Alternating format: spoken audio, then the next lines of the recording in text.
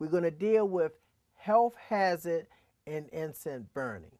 Now, first of all, dealing in health hazard, people who have respiratory problems, asthma, breathing conditions, if you do burn incense, the best incense to burn is your low smoke charcoal.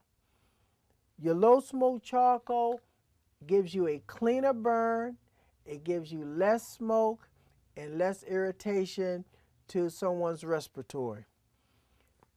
When you deal with wood pulp, you get a lot of agitation with your breathing, and someone who has asthma or bronchitis will tell immediately when they come into an area where incense are burning. So now when you look at this, you want to look at what is the best way to reduce the agitation in incense burning with health. On behalf of Expert Village, this is Health Hazard Incense Burning.